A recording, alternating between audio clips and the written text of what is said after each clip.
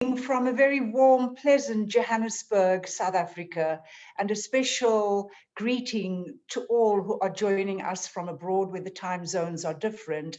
My name is Judy Nwakedi, and I shall be your moderator for the day. I am the chairperson of ABCSA, the Australian Business Chamber, Southern Africa. It gives me great privilege and an honor to invite our High Commissioner, the Australian High Commissioner to South Africa, Ms. Jita Kamath, to open our webinar, the Hydrogen Policy webinar. Over to you, Regina. Over to you, High Commissioner. Good morning, Judy, and hello, everyone. I'm very pleased to welcome you all here today for this webinar on hydrogen development in Australia and South Africa. Thank you very much, Judy, for moderating today's discussion, and a warm welcome to all ABCSA members. I particularly want to acknowledge our four fantastic speakers today from industry and government, and also just want to acknowledge Duncan Harris, who's the chair of the Australia-Africa Chamber of Commerce based in Melbourne, who's joining us, and welcome to any ABCSA AACC members who are joining us today. And finally, welcome to anyone else, other participants and stakeholders who are joining us today. Australia has a comprehensive approach to hydrogen energy. A national hydrogen strategy was released in November 2019, which included recommendations agreed across Australia's federal, state and territory governments. And the recommendations support the need for accelerated deployment of hydrogen domestically, but also the development of an Australian hydrogen export industry. In July, the consortium behind the Asian Renewable Energy Hub announced a $75 billion, 50 gigawatt Western green energy hub. And of particular note, the project will include equity participation by the local Indigenous community, the Mirning people. And that's a model that may be relevant in the South African context as well. And I'm delighted that Andrew Dixon from CWP Global will be one of the presenters today, and we'll talk more about the project. Australia is a world leader in renewable energy, deploying renewables 10 times faster per capita than the global average. And renewable energy has grown rapidly in Australia in recent years, including at the household level, where 1 in 4 Australian households now has rooftop solar systems, and that's the highest uptake in the world. And hydrogen is going to contribute to further growth in the coming years, with the Australian government projected to support investment worth Australian $80 billion between now and 2030 as part of its technology-focused approach to achieving net zero carbon emissions.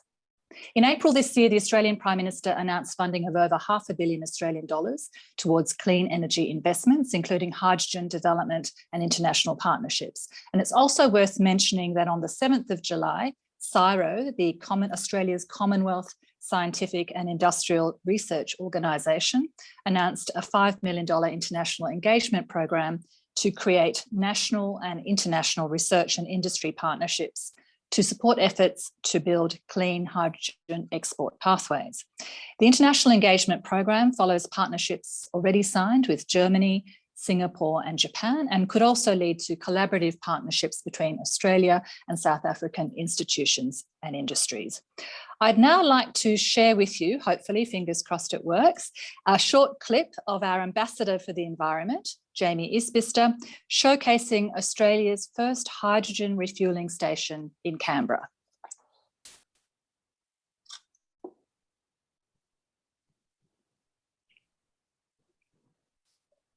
Hi, I'm Jamie Isbister, Australia's Ambassador for the Environment. I'm here in Canberra today at Australia's first public hydrogen refuelling station. The station's owned by Canberra's energy provider Actu AGL, and its initial customers include a fleet of 20 ACT government Hyundai Nexos. And it will also be the first project certified under the Smart Energy Council Zero Carbon Certification Scheme. That's because the hydrogen is being made using the ACT's 100% renewable electricity supply, including from rooftop solar panels like the ones on a quarter of all our homes in Australia, including mine. The Australian Government has launched the Future Fuels Fund through the Australian Renewable Energy Agency, which will support the rollout of hydrogen and battery electric vehicles refuelling infrastructure nationally. The Prime Minister recently said I want Australia and hydrogen technology to be synonymous around the world. We know that hydrogen and other low emissions technologies are going to be absolutely critical to get Australia's emissions to net zero as soon as possible. But not only Australia's, how we work with other countries to accelerate the uptake of low emissions technologies and get global emissions to zero.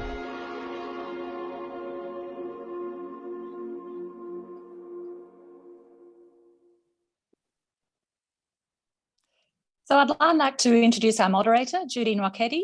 Judy is the chair of the Australian Business Chamber of Commerce Southern Africa. She's also the Chief Operating Officer and Executive Director of Tuverst Holdings, President of the South African Nuclear New Build Company, and Secretary General of the Black Business Council. Over to you, Judy. Thank you so much, High Commissioner, and your opening remarks absolutely set the tone for today. Here I am moderating a hydrogen webinar, and I come from the nuclear industry. So isn't that interesting? But today it's all about hydrogen, and we have a phenomenal field of speakers. Their expertise, their experience, and their excellence will be shared with all of us today.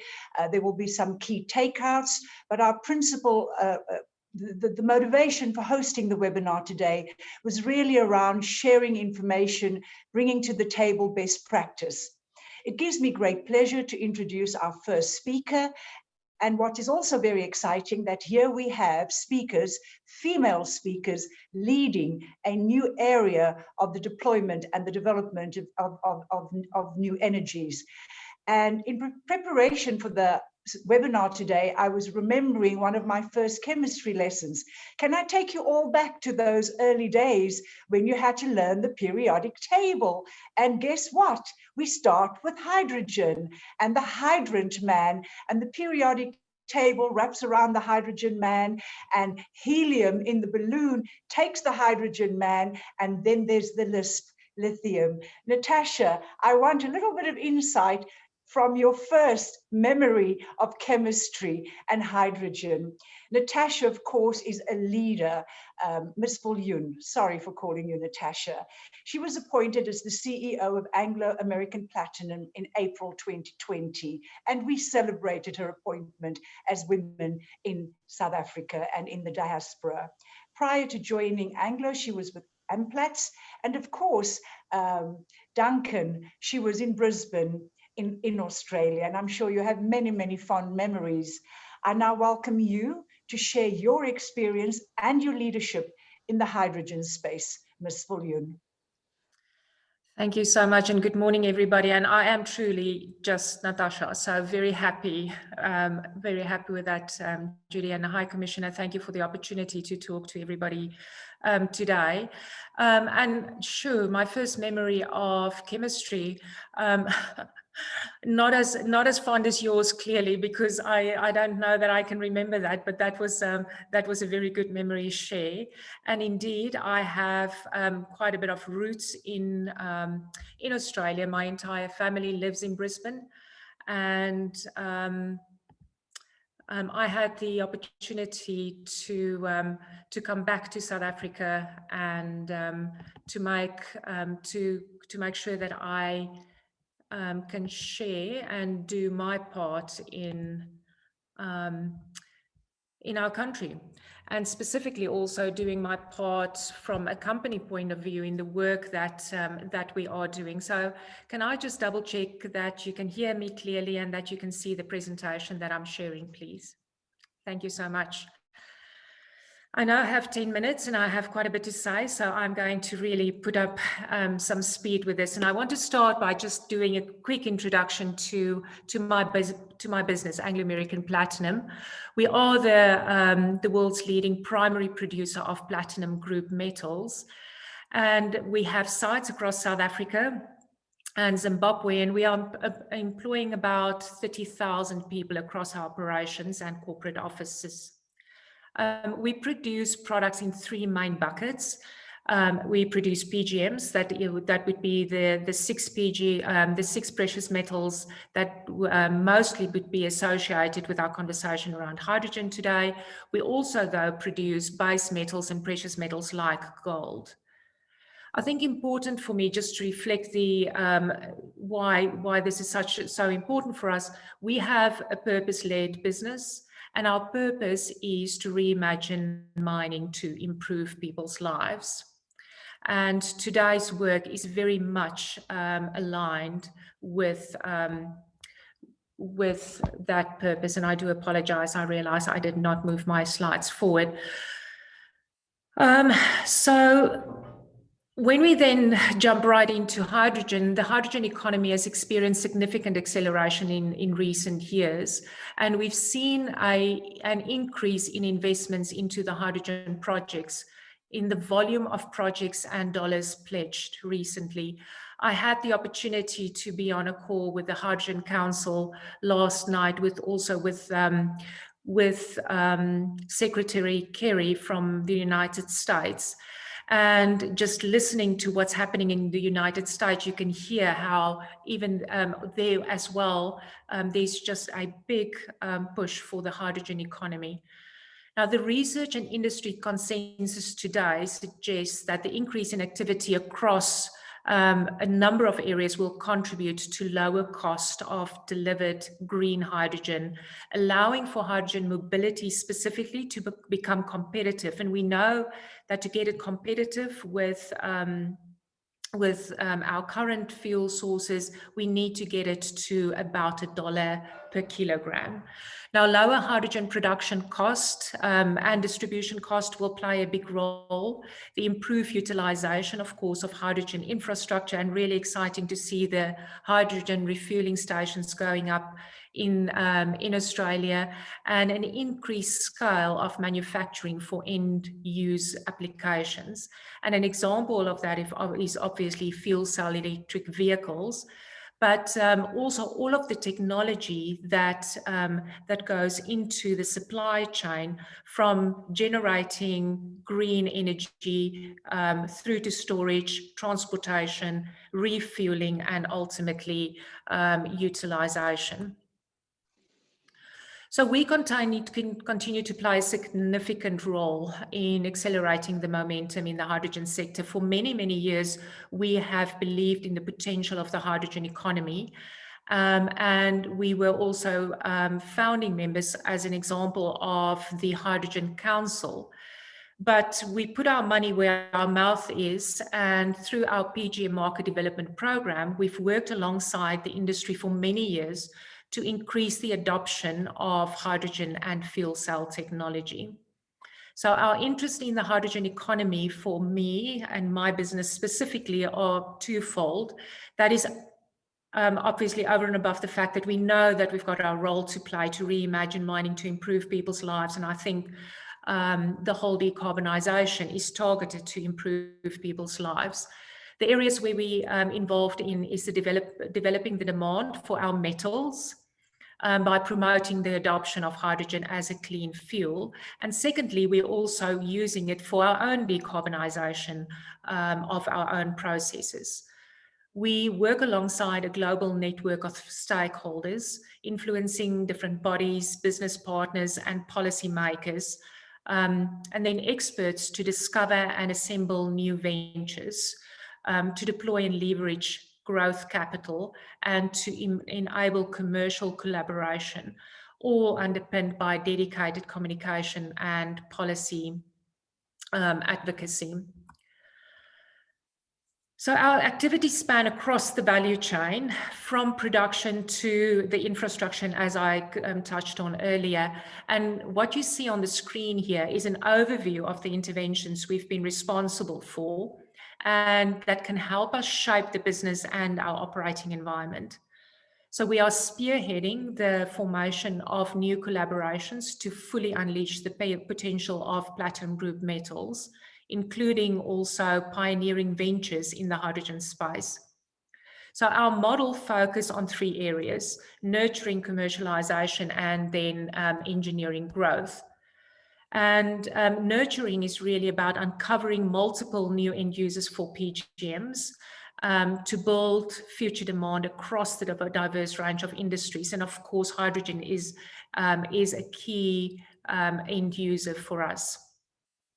By commercializing, we focus on commercializing concepts, by shaping this new demand opportunities, and then by scaling new business models and technology ventures through a robust funding and investment program. And lastly, just that engineering growth through actively enabling and scaling the adoption of the technologies. And again, interesting, we know that at the moment we can already get hydrogen at the pump for below $4 per kilo. And the view is it wouldn't be difficult to move just by scaling, wider adoption and scaling of hydrogen utilization. So our various initiatives are designed to amplify the activities of our peers, our partners, suppliers, and customers. It's truly a collaborative effort, as we've seen here today. So our approach is programmatic. It helps at every stage of the project and complementary in terms of a variety of applications and partnerships.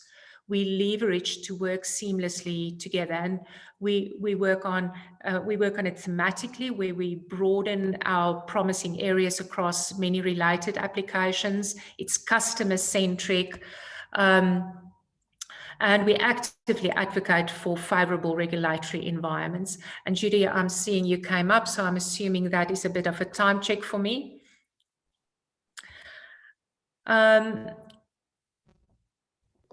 So in addition to investing directly, we're also applying it in our own world. We have set out, we've spun out AP Ventures in 2018.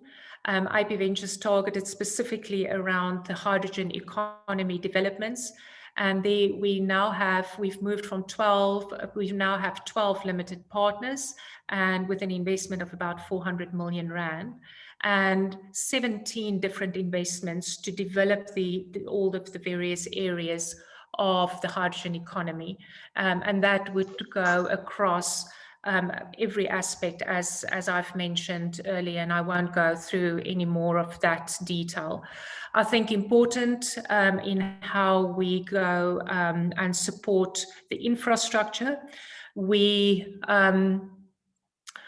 understand that for PGMs in the hydrogen sector, the major demand for our metals will come from light and heavy duty automotive sector, and particularly heavy duty and high utilization applications. And in light of this hypothesis, we've spearheaded the creation of a consortium of strategic industry partners to promote the development of the hydrogen freight corridors in key geographics such as South Africa and the UK. I think I have to touch on the work that we're doing for our own decarbonisation strategy.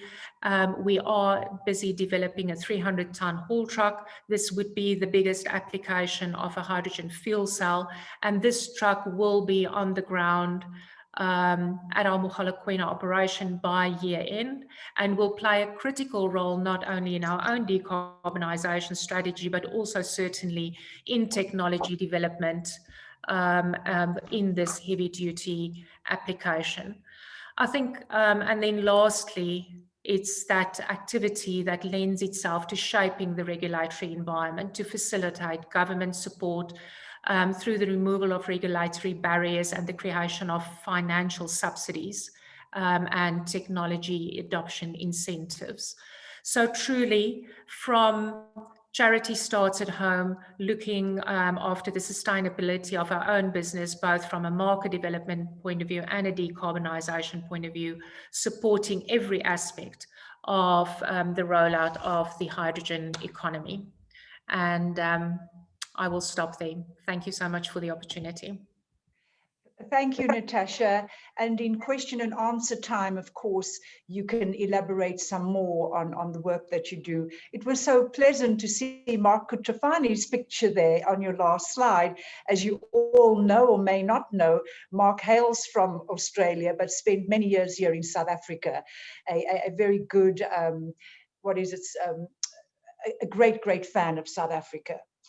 May I now introduce, and thank you for your 3 Ps in terms of working with peers, partners at a programmatic level, because I think that sets the tone when we embark globally on a new vision and mission for a clean economy. So I really appreciated those 3 Ps. Back to the periodic table, of course.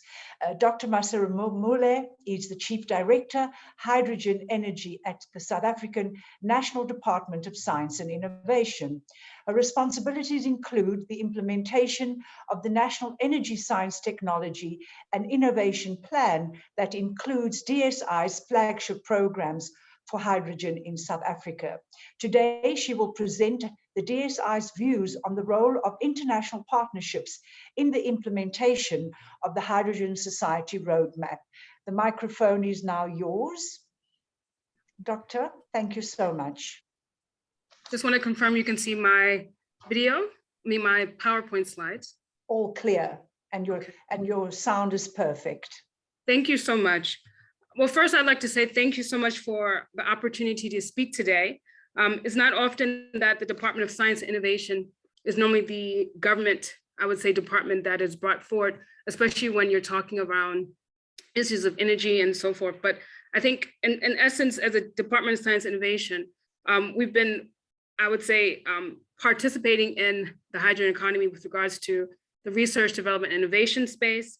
And also we represent South Africa in the International Partnership for the Uptake of Hydrogen and Fuel Cells in the Economy, or for short IPHE, since for the last 12, 13 years. So I would say in terms of the global efforts and global opportunities, we've been participating. So I think really for the audience that we have here, which is mostly working towards the business side and a bit of academia, I want to answer 3 main questions, and then I think the key messages that I think are takeaways for saying that South Africa is serious about global partnerships. The first question is we've been grappling with probably over the last 18 years as a team South Africa is, should South Africa pursue the hydrogen opportunity?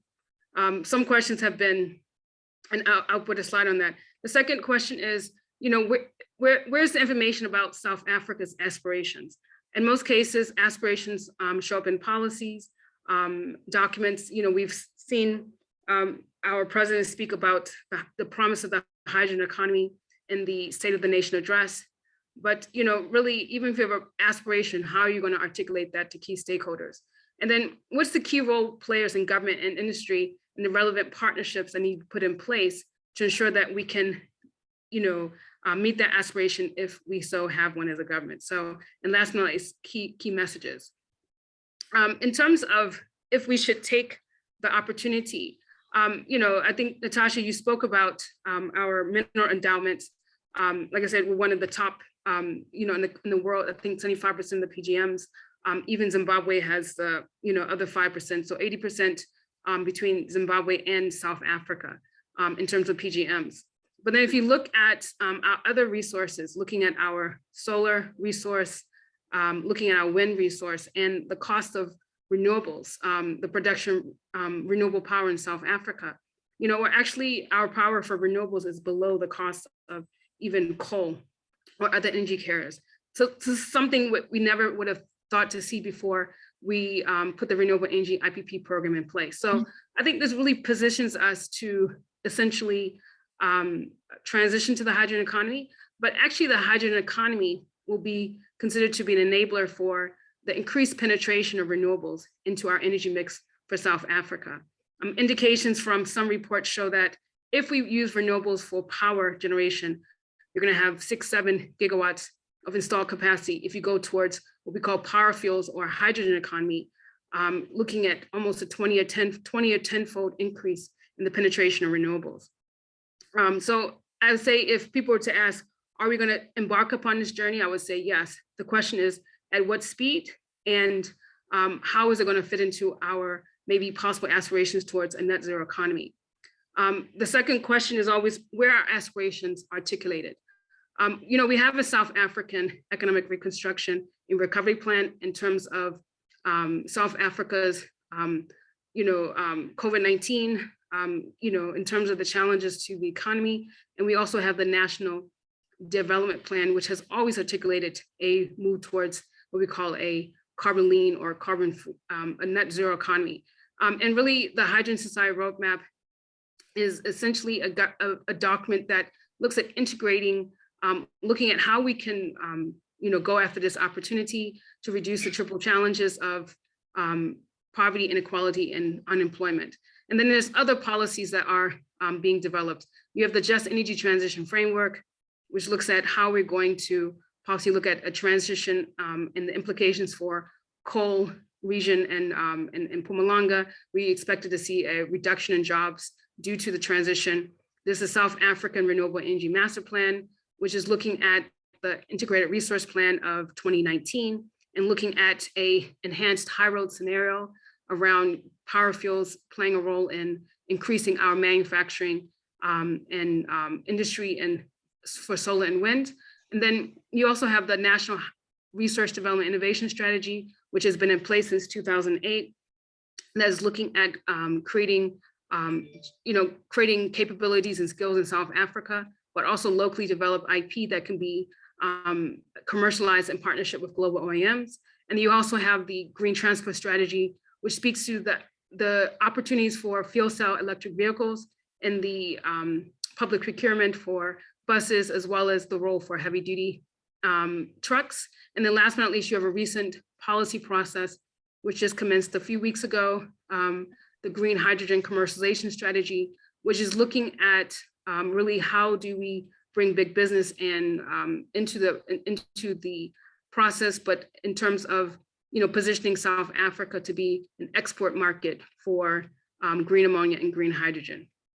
So, and in terms of those aspirations, some of these plans and policies are existing.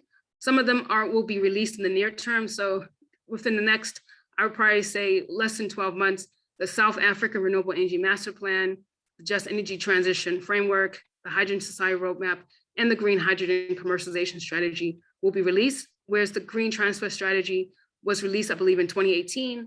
And like I said, the Hydrogen Research Development Innovation Strategy has been in place since 2008.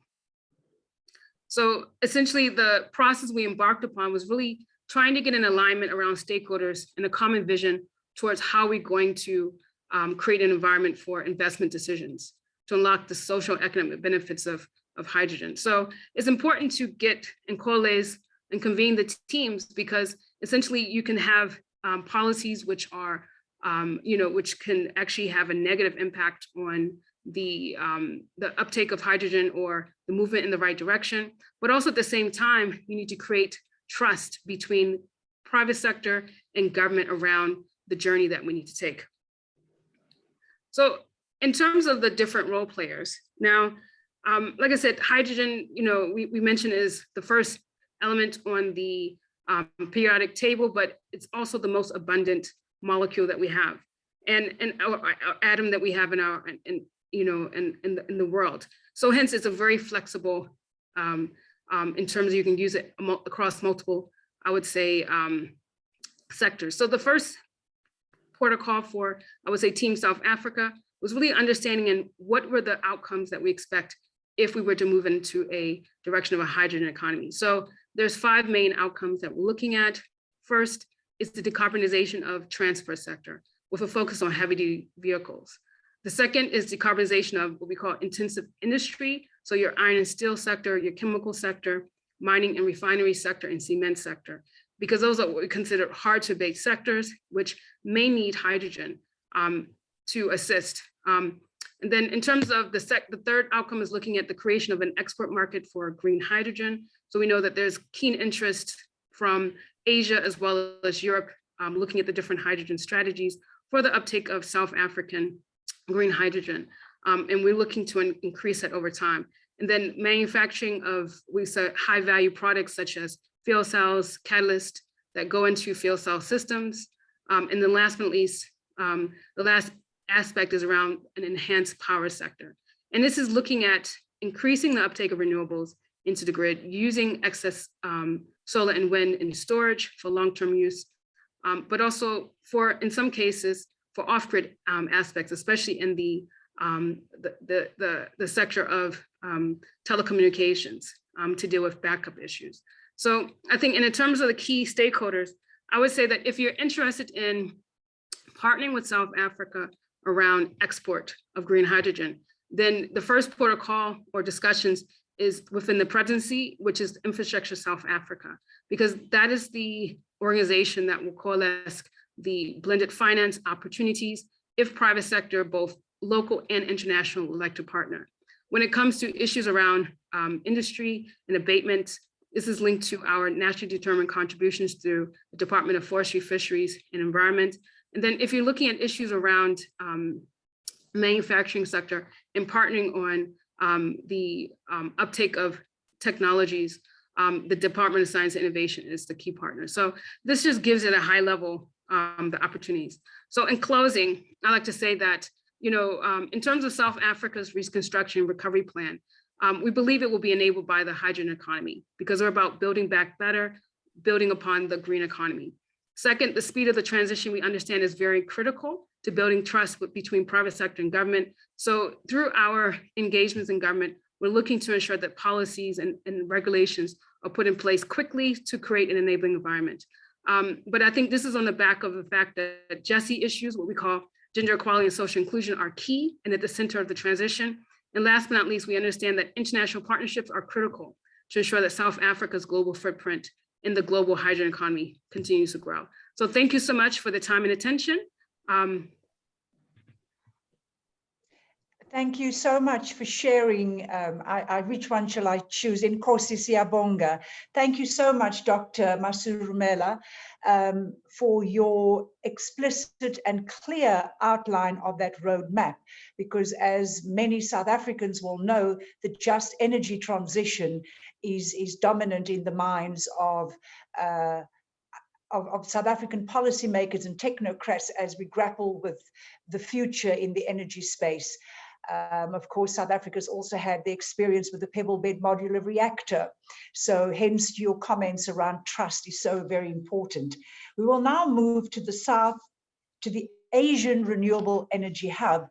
And it gives me great pleasure to welcome Mr. Andrew Dixon, who is the Development Manager, Green Hydrogen and Ammonia Project, CWP Global, and the Asian Renewable Energy Hub. Andrew, Mr. Dixon, is the Development Manager within the CWP Global program, which has a portfolio of export-oriented green hydrogen and ammonia projects in Australia, Africa, and South America. He has been a renewable energy project developer since 2004, so a rather seasoned hand at this, Mr. Dixon, and we really look forward to you sharing your expertise and your experiences with us. Maybe you can share with us where you're speaking from today. The microphone is yours and you have 10 minutes. Thank you. Great, thank you, Judy. Hello, everyone. Hello, High Commissioner.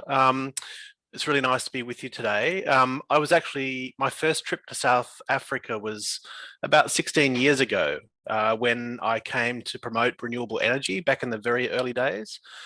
Since then, I've expanded to very large scale export-oriented projects, which we call power to X projects, essentially taking renewable power and then converting it to multiple products, often in the form of hydrogen and its derivatives, including ammonia. On the left-hand side, we can see the Asian Renewable Energy Hub site. It's a very large desert site, 6,500 square kilometers of desert site close to the ocean and close to key markets, particularly in Asia. And we are expanding our approach to other projects, including in Northern and Southern Africa, which I'll talk about shortly.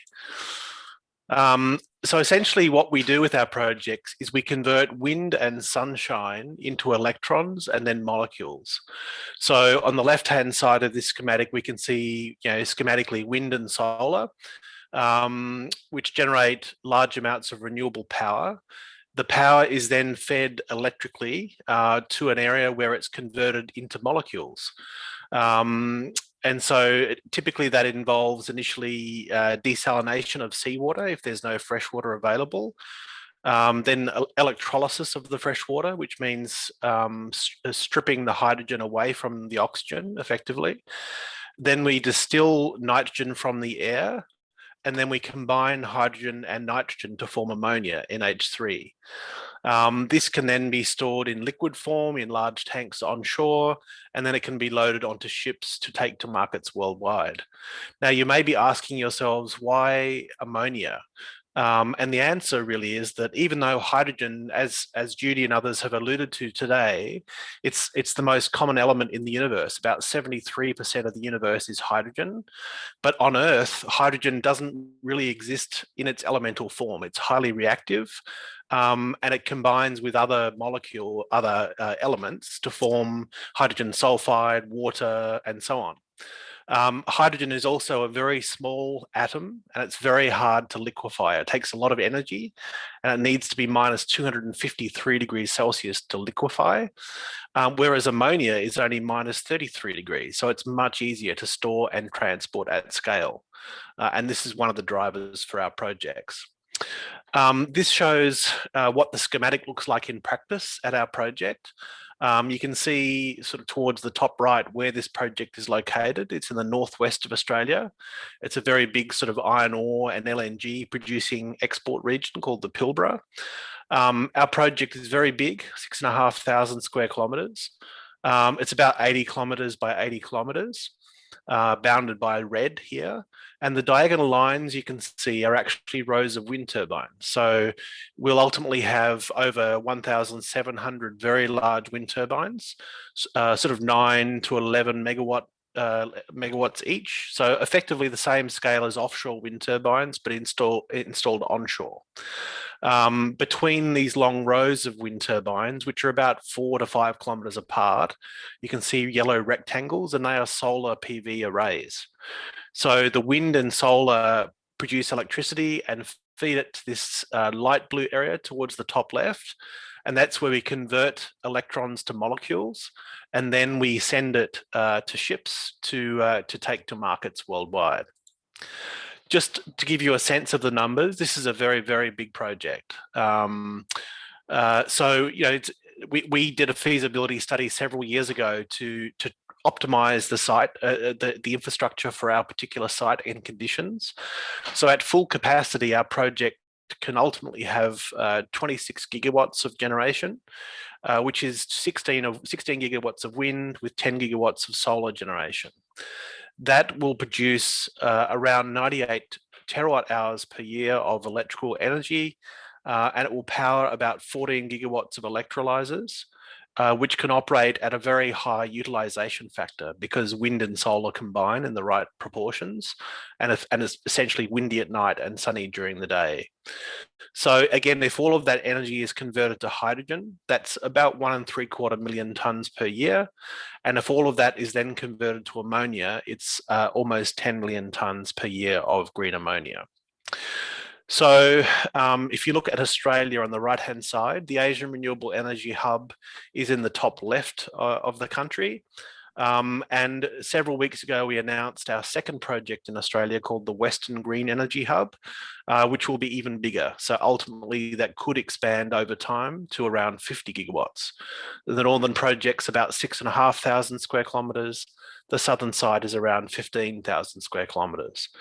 If we then look to Africa, so we've been very busy starting to develop a portfolio beyond Australia.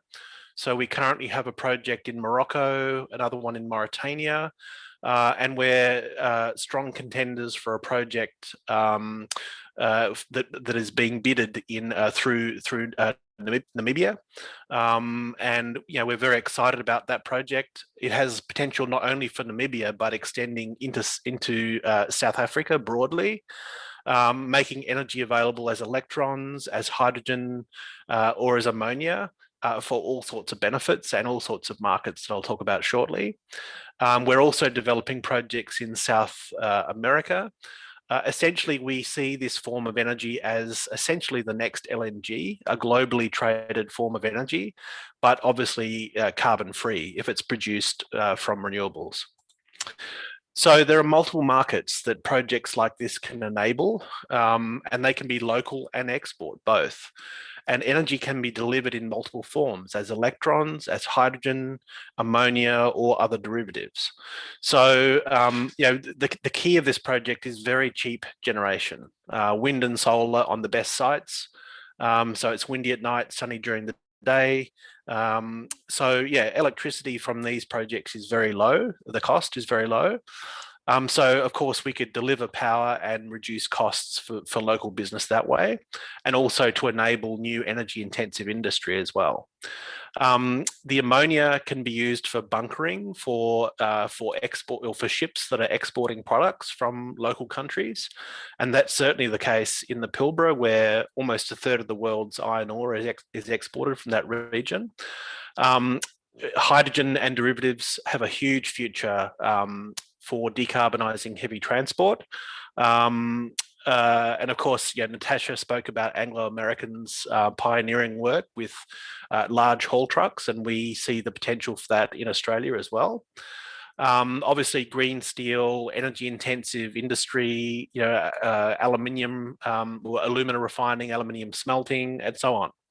So again, cheap clean energy can have multiple benefits. And then there's the export potential. So certainly within Asia, there are markets emerging for hydrogen and ammonia for co-firing and thermal power stations, either coal power stations or future gas turbines. There's the potential for decarbonising shipping fuels, so replacing heavy fuel oil, particularly with ammonia, which will have a huge impact on global decarbonisation. And then, of course, trucks and buses and cars in fuel cell vehicles as well. So, large-scale, cheap, clean energy that can have multiple benefits in multiple markets, both locally and export. Our focus is entirely on green projects, so hydrogen and ammonia produced from renewables, not from fossil fuel routes. So again, we believe these projects can deliver energy when and where markets need them. They're highly competitive on cost over time. The key benefit, though, is that because the main determinant of the cost of green hydrogen and ammonia is the cost of energy. The levelized cost of energy of solar has come down almost 90% in a decade. Wind has come down about 70% in a decade, and year on year they get cheaper and cheaper. So the cost of hydrogen and ammonia then just gets cheaper and cheaper. There's no fuel cost, of course, so it's not pegged to an international index or commodity price. So we can offer long-term fixed price product. And of course, there's absolutely zero carbon or climate change risk.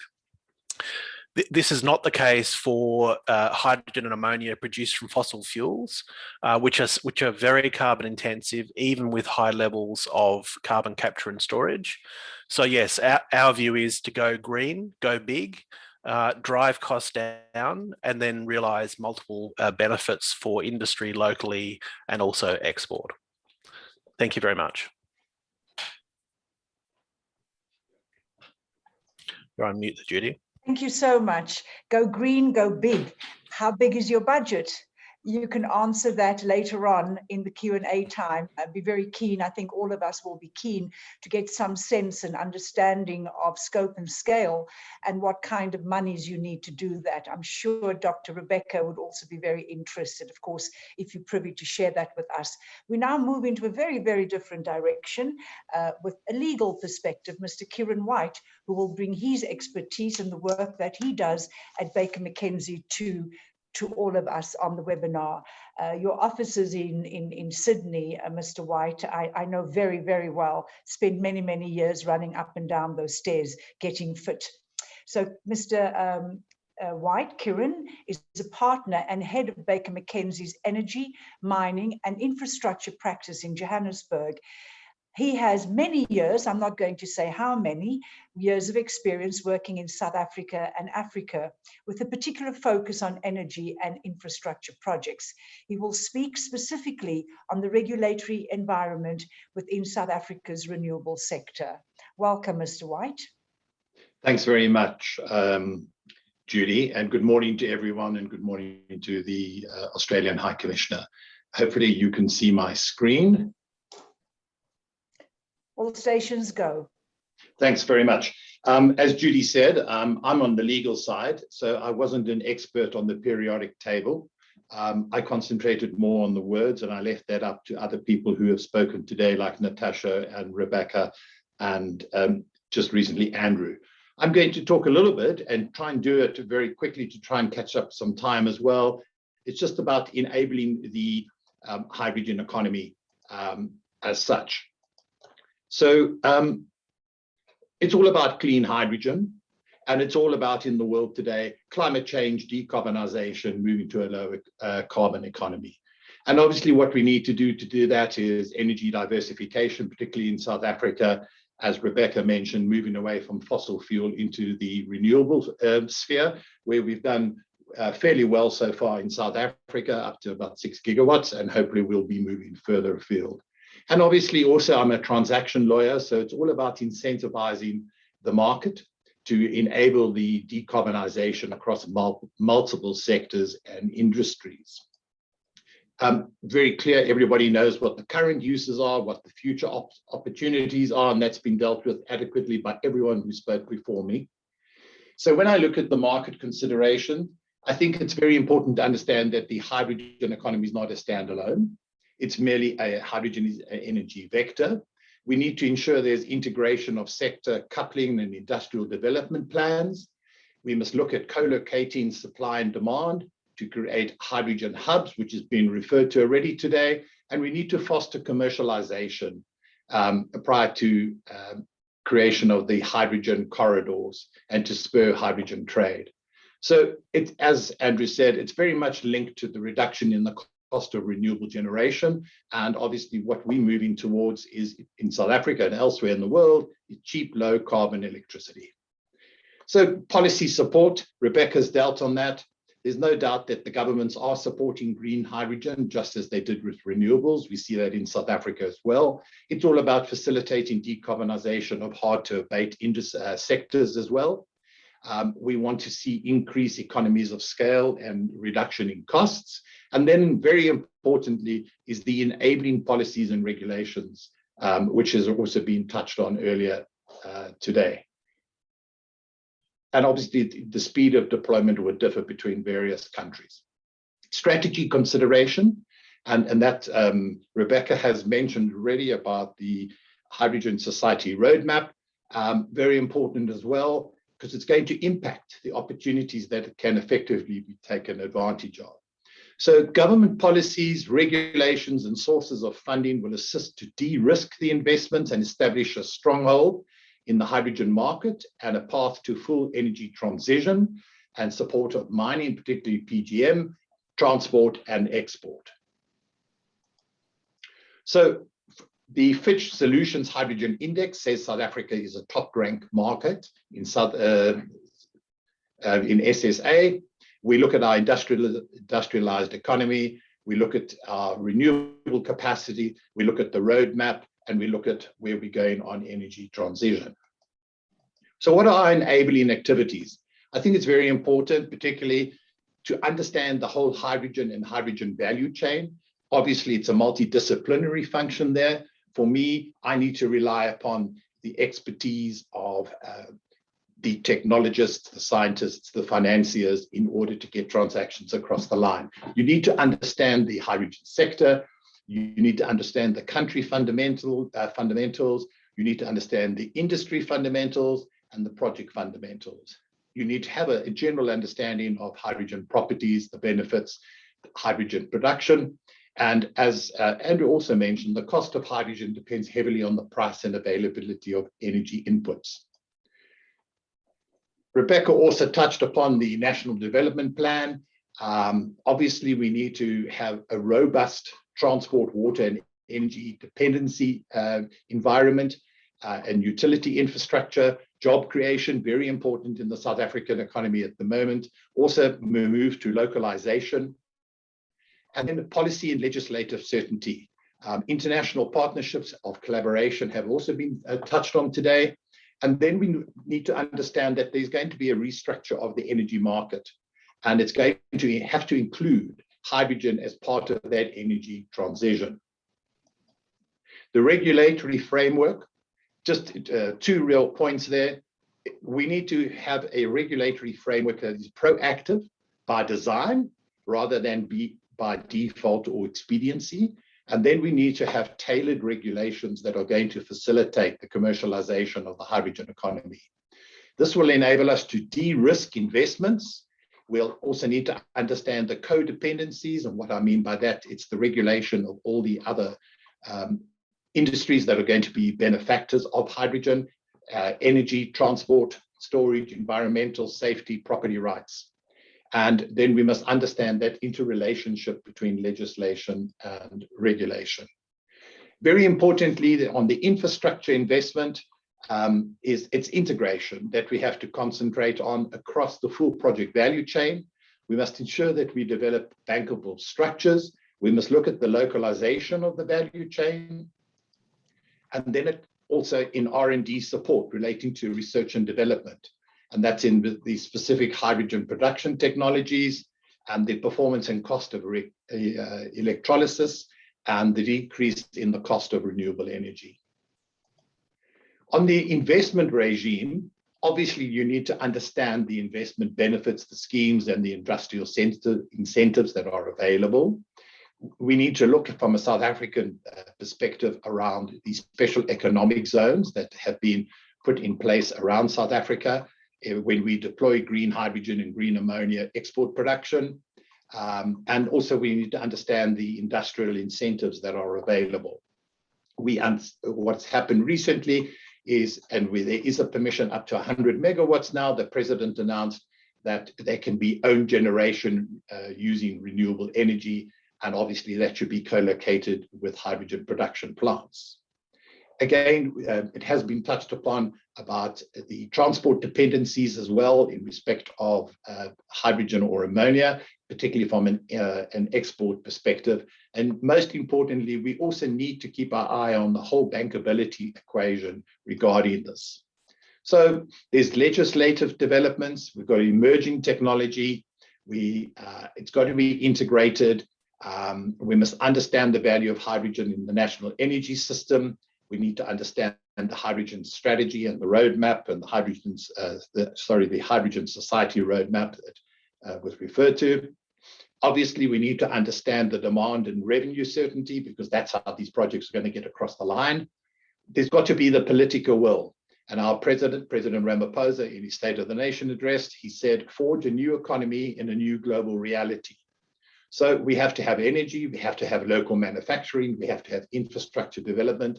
And of course, hydrogen allows us to have a key decarbonization pathway and will allow us to move towards a net zero life.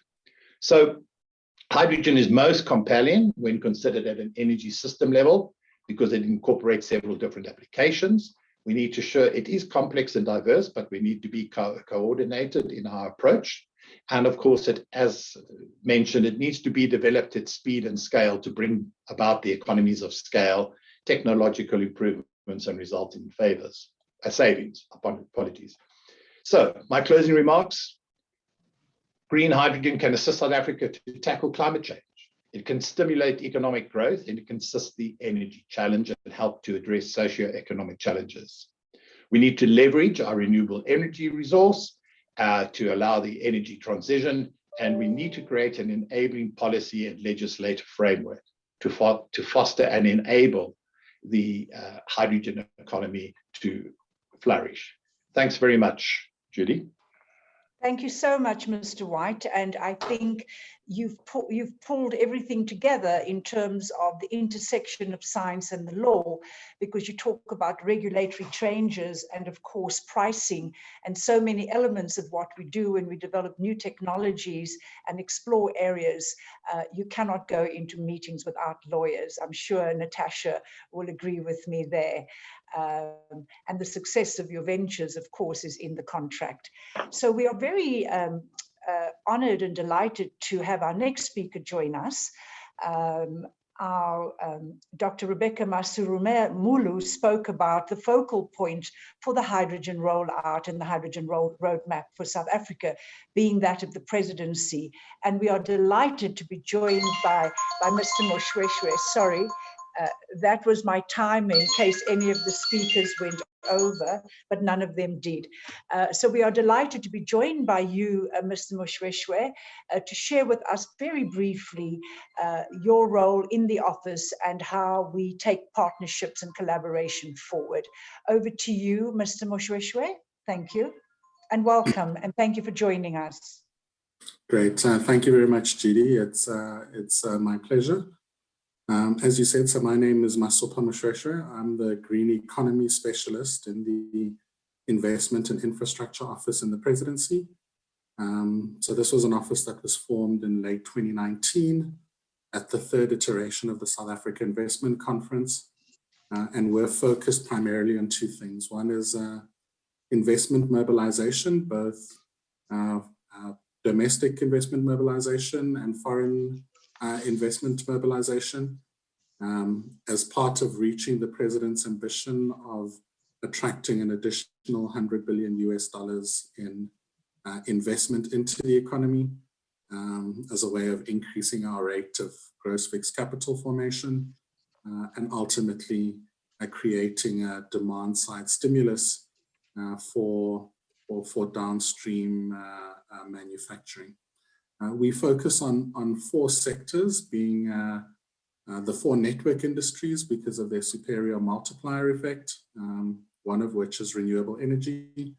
There's our water, roads and transport, including port infrastructure, and ICT, together with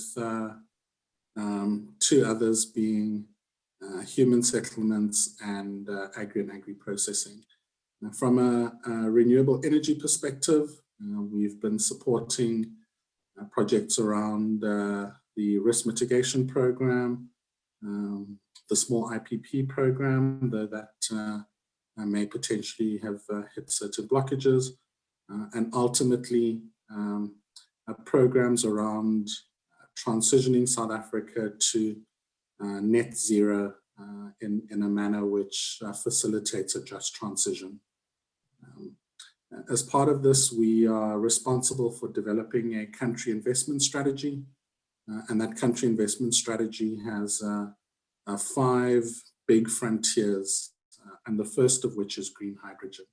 And so it is an area that is receiving strategic and fundamental support from the Presidency in terms of creating a conducive environment for investment to happen, and working with the likes of Department of Science and Innovation, which have historically been the lead within the space, to pivot at looking at export opportunities and looking at opportunities around hard to abate sectors.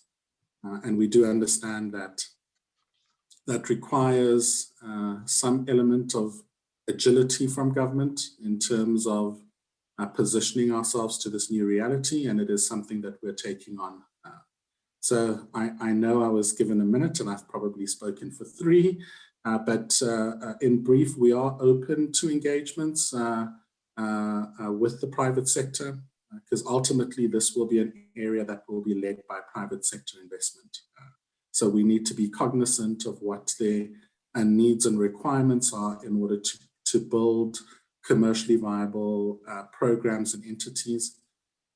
One of the initiatives that we're also supporting in terms of a market sounding exercise is working with the Northern Cape provincial government to develop a Northern Cape green hydrogen strategy, because ultimately the hydrogen roadmap being developed by DSI will be the precursor to a national strategy, but we do want to send an indication to the market around our interest and appetite in leveraging some of our natural endowments and advantages to be able to position ourselves for this new economy.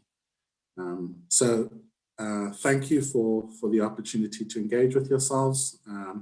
Please feel free to share my email address and contact details, and we'd be happy to have more detailed bilaterals with entities within the space to share thoughts and craft an environment which is mutually beneficial. Thank you, Judy. And, thank you. Thank you so Sorry. much, Mr. Mushweshwe, and we are delighted that you found time to join us. We are now in the question and answer and engagement session of this webinar, and I'd like to open the floor to any participant who may have a question. And if you could state your name up front, where you're from, and indicate who you are posing the question to. This is the time when we all engage.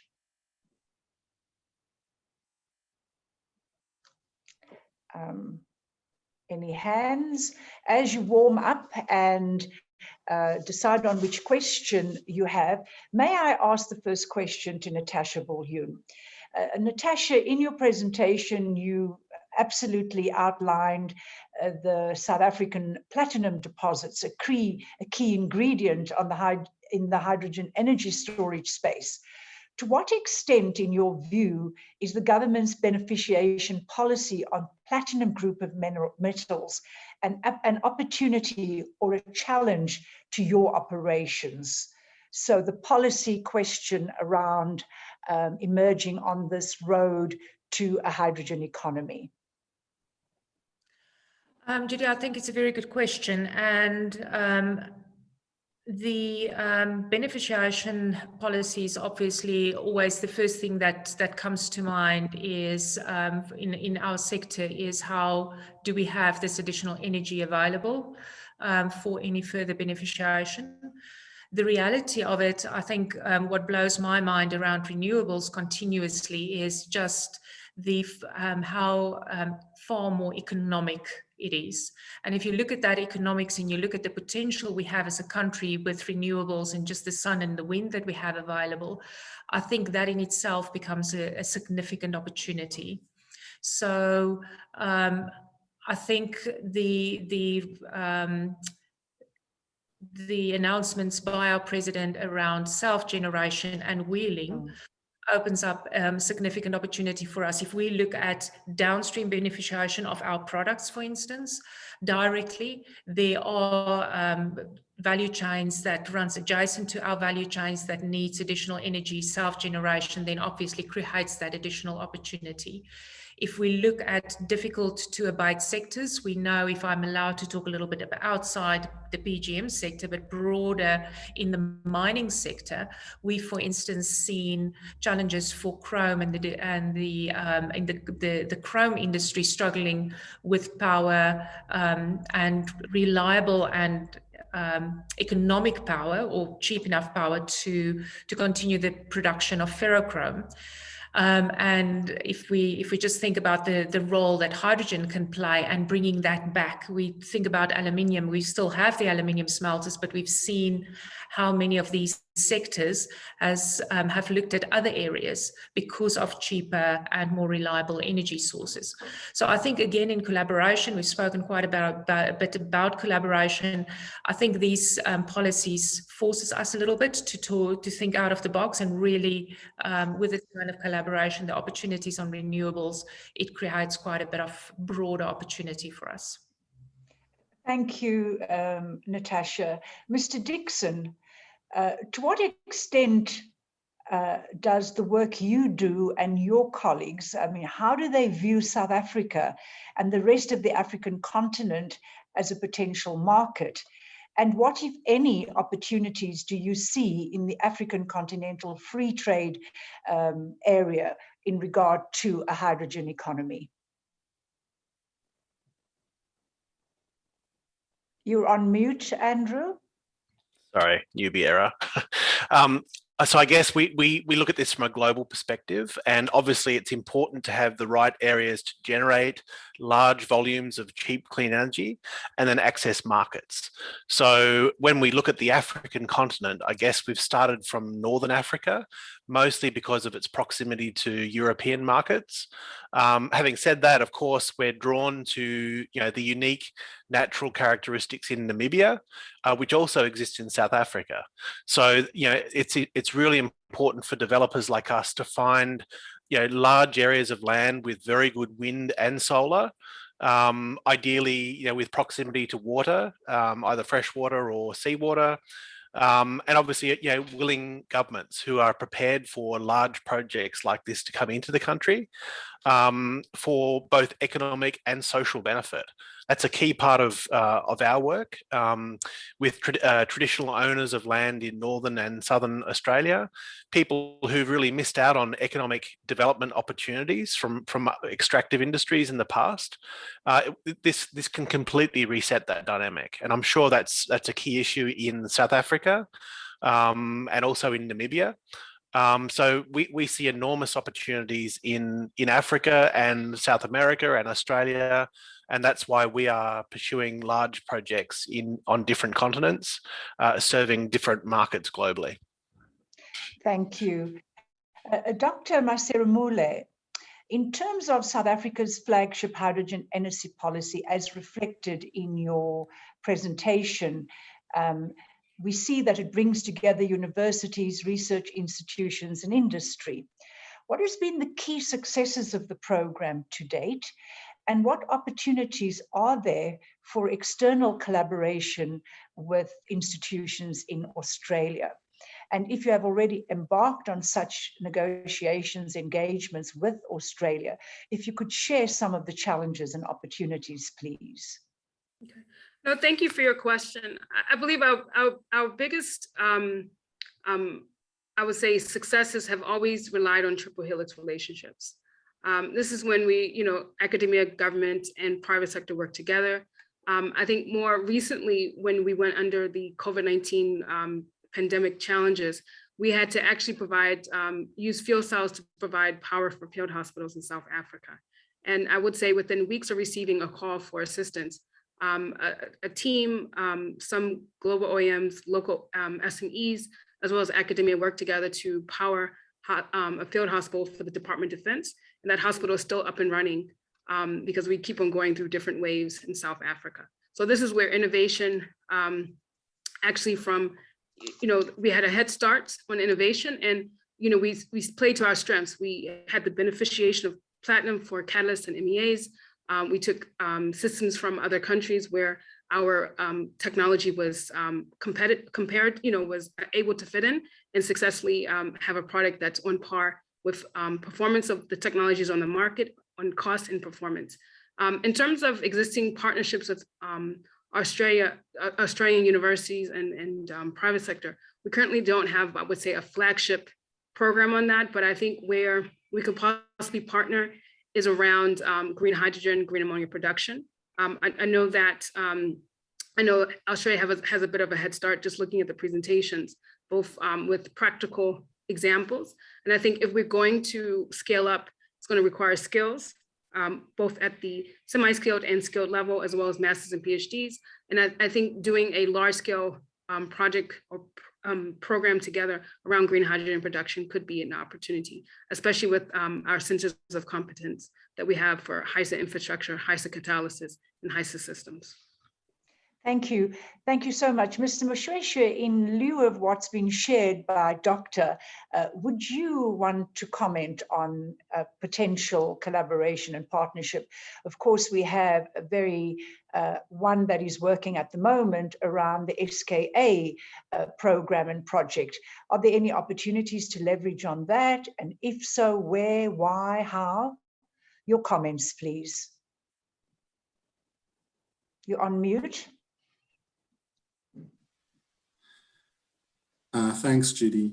Yes, I mean, for us, we see maybe fundamentally that this process needs to be driven through collaboration, because ultimately our role in this is to create the conducive environment for investment to happen, looking at the regulatory and institutional hurdles and being cognizant of our current legislative and policy structuring.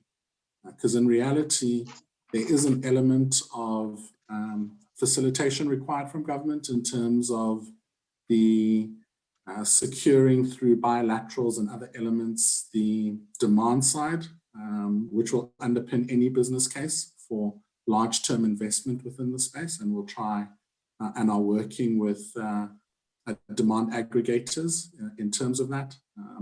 And ultimately then on the production side, leveraging elements like the SEZs and having something around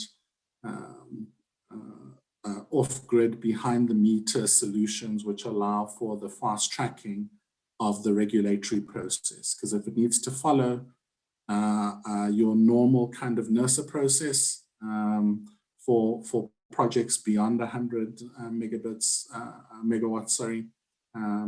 I'm thinking in IT, I just came out of an IT meeting.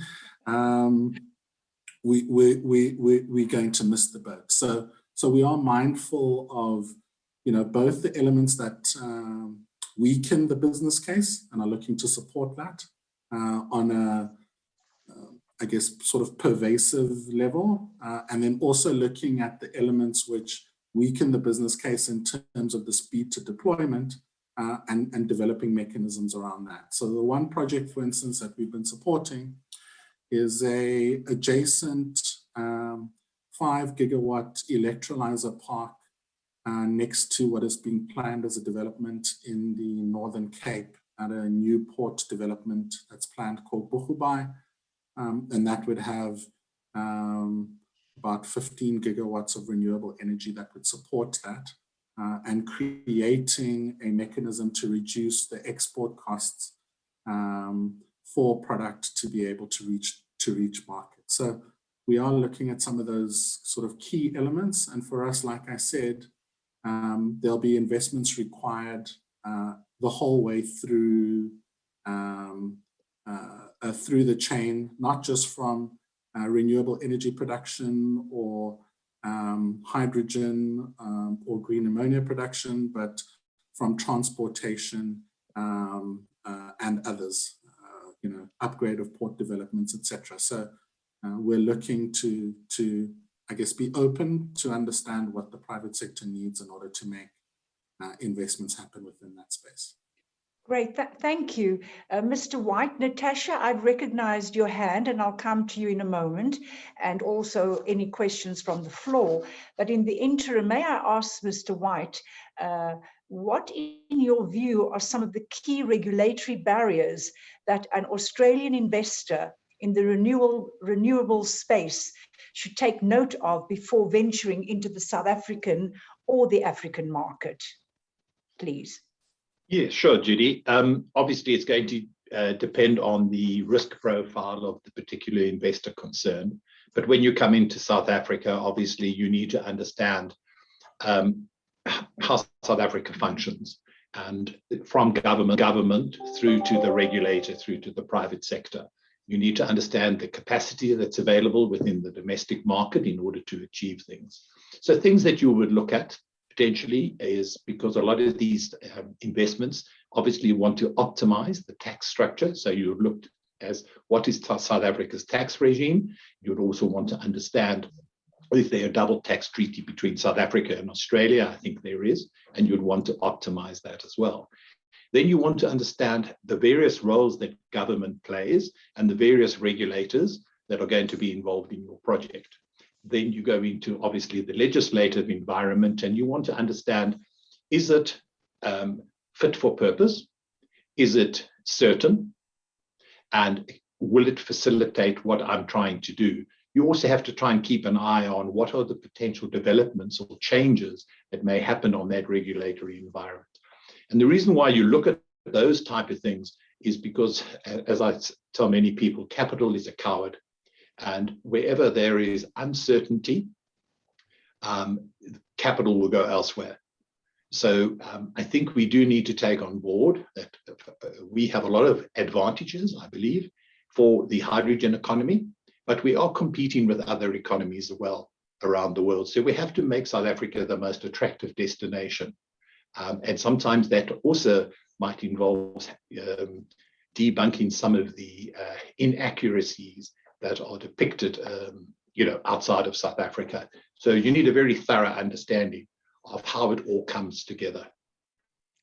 Great, thank you. And I'm sure Mr. Moshweshwe is all ears in terms of the comments that you've made, because certainly for us in the business, the private sector, of course, ease of doing business and clarity and consistency in terms of the application and implementation of policies and prescripts are crucial.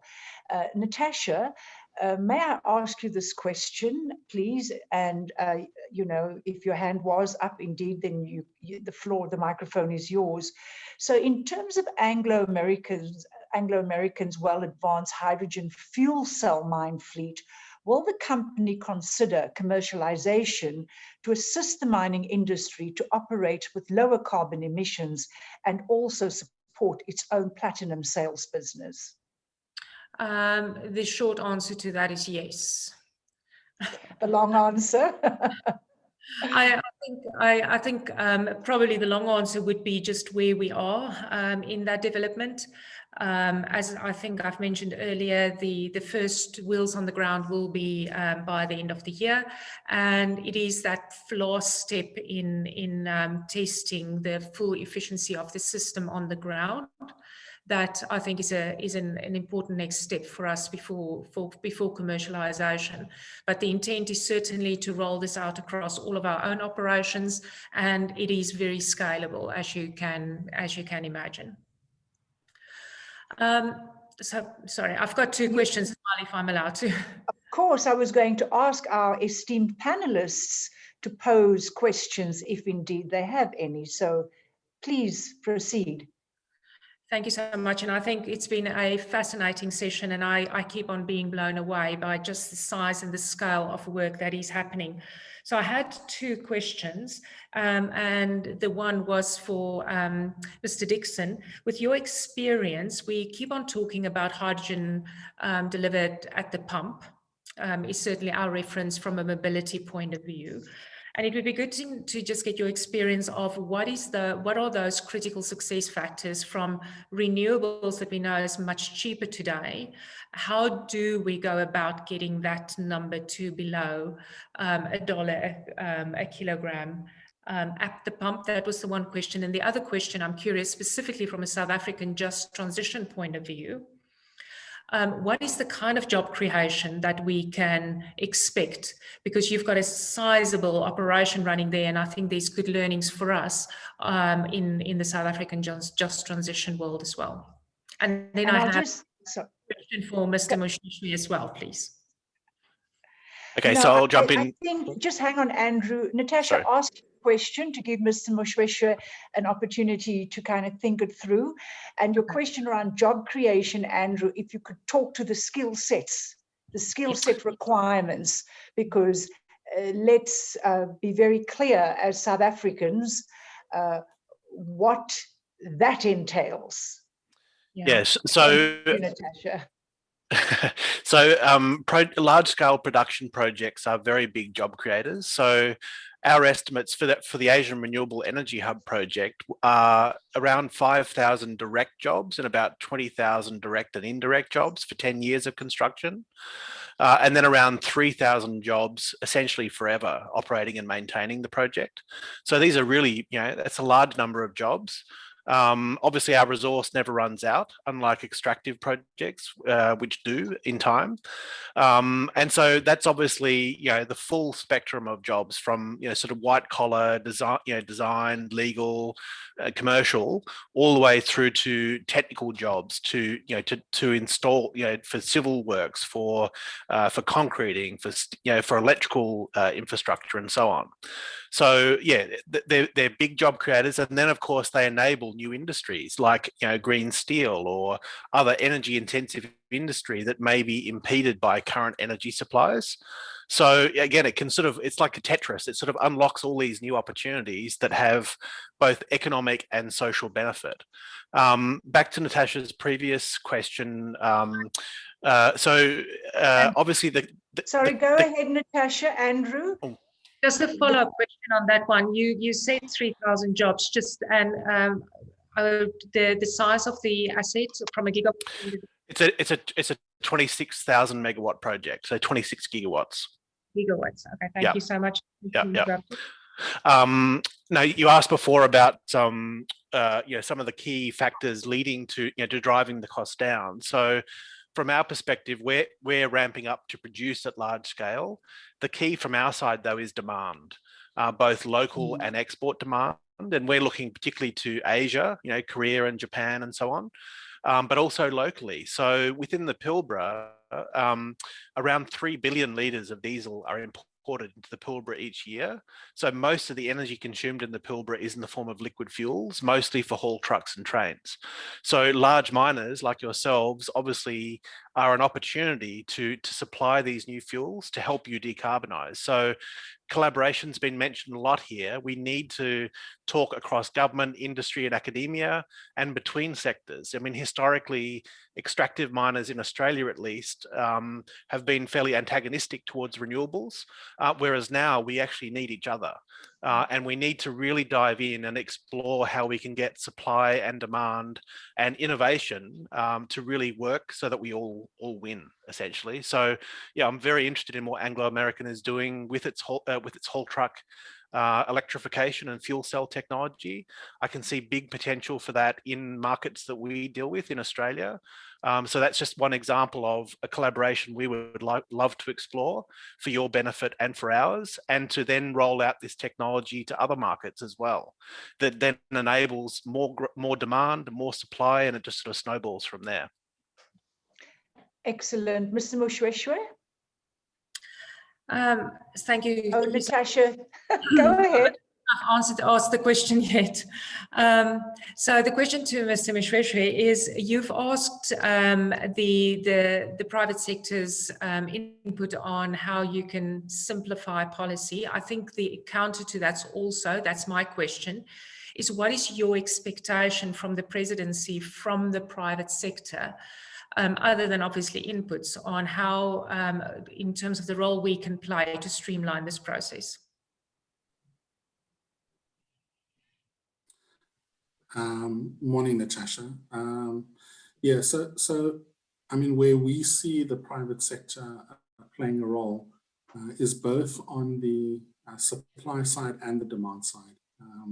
So if we take the Mogalakwena project as an example, and we've had the opportunity to visit that project, though we didn't manage to get onto the mine itself, and we'll visit it, I guess, once it's fully developed. There's an opportunity there for you to meet an internal demand, I guess, around greening of operations, but also the potential to demonstrate a new technology, but then to use the additional production to stimulate sort of that corridor that we're looking to develop down to Durban. So kind of where we see ourselves playing a role is fundamentally in terms of supporting that with the kind of right policy moves that enable that development. So how do we link yourselves to other players? From an Anglo perspective, maybe due to your size and scale, you don't need our assistance in terms of that, but how do we fast track the removal of certain of the hurdles that naturally you would be facing in terms of enabling that transition? How can we engage in sort of engagements at a country level, bilateral, to be able to create elements of demand and at the same time to make it attractive for the introduction of new technologies? So there's only a limited number of OEMs that are doing kind of large scale haul trucks that you'd be looking to kind of deploy on that route. What incentives could we create or hurdles could we remove in order to enable their deployment in country? Because if that doesn't exist, the demand for your excess production doesn't exist. So from that perspective, I guess some of them are sort of bilateral kind of nuanced engagements on how we support pilot projects, and others on a more macro scale around how do we move the economy as a whole. But ultimately, and I don't want it to sound like a cop-out, is in many instances from a regulatory hurdle perspective, you are bumping up against those hurdles on an ongoing basis. So you have a much better understanding of which ones kind of lie at what point within the critical path. I must admit, let's say from my perspective, where we would see the opportunity is to have a more detailed engagement around it, because we'll hear from government, please create a more conducive environment, but you say, which act and which clause can we focus on? And sort of no one sort of stands up and says, here is a detailed list. Can we treat this as an action item and create some kind of forum where we are tracking and monitoring progress against this, or kind of creatively putting our heads together to find ways to achieve the same end, but with a process that doesn't take a regulatory or legislative amendment, because we know that that process is lengthy. So, but in this case, you need, at least in the beginning, the large players to kind of have the comfort to have that open conversation with us. And that's basically what we're inviting. Right, so Natasha, we will facilitate the exchange of phone numbers and emails, so that whilst we've invited you today and we don't reward you nor remunerate you, we can facilitate the dialogue. Dr. Rebecca, you had your hand up, and then I need to move to closure. Thank you. No, I just have one question, and this is probably to the private sector. What would the South African government need to do in order to get private sector to invest in innovation, research and development innovation in South Africa for the commercialization of hydrogen products and technologies? Okay, Natasha, over to you. And if there are any other big players on the webinar, please raise your hand, and that will be the last question then. I think the biggest item probably that comes to mind immediately is the opportunities for generation and wheeling. And fully understood that needs to be, certainly in my head, it needs to be balanced with protecting Eskom and making sure that we continuously have, because that is a very big sector. So how do we, as private sector, get involved in that just transition into renewables, but how do we get the shackles off? How do we get that barriers out of the way? I think we understand that there's technical barriers. We understand that there's financial contributions required to use the infrastructure. So all of that is very clear to us. I think the move to 100 megawatts was already significant, but to give you a sense of size, that is only about 17% of what we use at Mogalakwena. And Mogalakwena is 25% of our production. So just to give you the sense of what it would take for us to really go to renewables, a big step up that makes it much easier for us, but still some way to go for us to really play in that space. Right, and then to you, Doctor, the incentive regime, the incentive programs. I mean, if you want private sector investment, then one has to look at the issues of how do you incentivize and offset agreements, etc. But of course, an ease of acceleration when it comes to set-asides and offset agreements. So, ladies and gentlemen, thank you so much for your time. This has been a very key and critical conversation that we have and must continue to have. And Natasha, just a week ago, when we as the Presidential Council on State-Owned Companies engaged with the DPE, the issue of Eskom was raised around what, if any, will the role of Eskom be, should we see a role for them. So, of course, that's a whole other conversation. May I now move to our partner as ABCSA, wearing now the Australian Business Chamber Southern Africa hat. I'd like to call on Mr. Duncan Harris, who has a long-standing interest in trade and investment with Africa. a former special advisor to the Commonwealth Business Council in London, Duncan has established strong African connections. He is now the president of the Australia Africa Chamber of Commerce. So Duncan, may I ask you now to share your observations and your insights as we move to a wrap? Thank you. Well, Judy, firstly, Your Excellency, distinguished speakers, members and guests, I'm very sure we've been more than suitably impressed with the quality of presentations we've just been privileged to hear. We at the AACC are absolutely excited about the advent of renewable energy, renewable hydrogen as an advanced technology, which promises to create major new industries and major markets, as we've heard what we're doing in Australia via Andrew Dixon. It promises to realise this through, in the first instance, accelerated innovation, research and development. And I'm actually so thrilled, in fact, that this is a recorded program, because I'm sure there'll be opportunities for us to review and just revise what our thinkings are to take this forward. But it does require, and I just heard the expression a moment ago when it said, we require clear and fit for purpose safety standards and regulations. It'll give rise to the need for a new workforce skills and capabilities. And it will, as we say, create new industries and opportunities. It'll allow for the gas networks to have a pathway to renewable hydrogen. It'll integrate with the transport sector. It'll support secure, reliable and resilient electricity sector, something we've just heard about in relation to Eskom. It'll be a prime move in the industrial sector for renewable energy.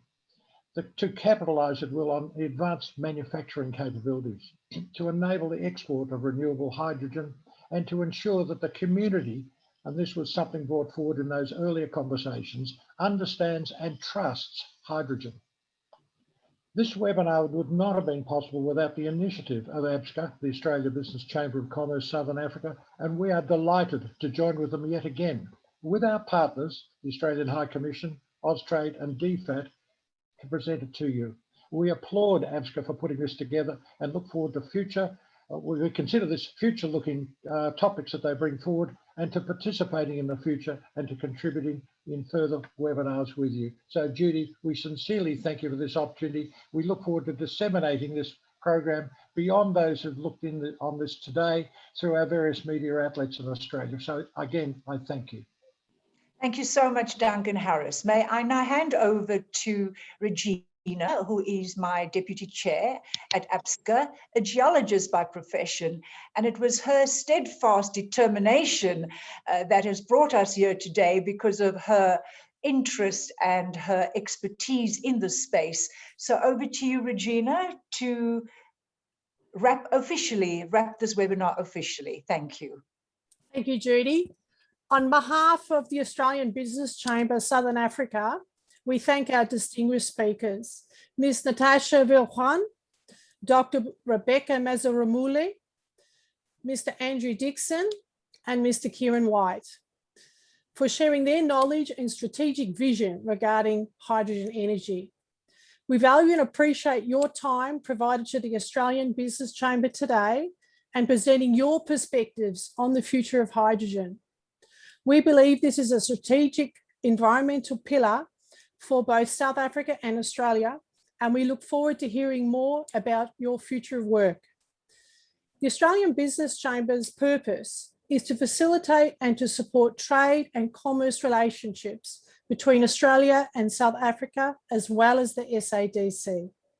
The Chamber's vision is supporting opportunities for trade via networking events and information dispersion to our members, and working collaboratively with the Australian and South African government and trade representatives. The Chamber's mission is to enable successful and sustainable trade and commerce relationships from Australia into South Africa and the SADC. In future, if there are opportunities for the Chamber to support South Africa's and Australia's hydrogen future, our door is open. Please connect and engage with us via our media platforms. Further, I'd like to thank the support of the Australian High Commission, including Commissioner Ms. Geeta Kumar and Mr. Eugene Lim, for assisting to organise this webinar today. Also, a special mention to Fabian Rissau, our administrator, for her excellent organisation of this webinar during a very challenging time for her family. We appreciate your efforts, Fabian, and wish you and your family good health. Thank you everyone for your participation today. I thought it was an excellent presentation. I'm delighted that it was such good quality. Thank you very much to everybody, and we wish you well. Goodbye. Thank you. Bye-bye. Everyone. Take care. Bye.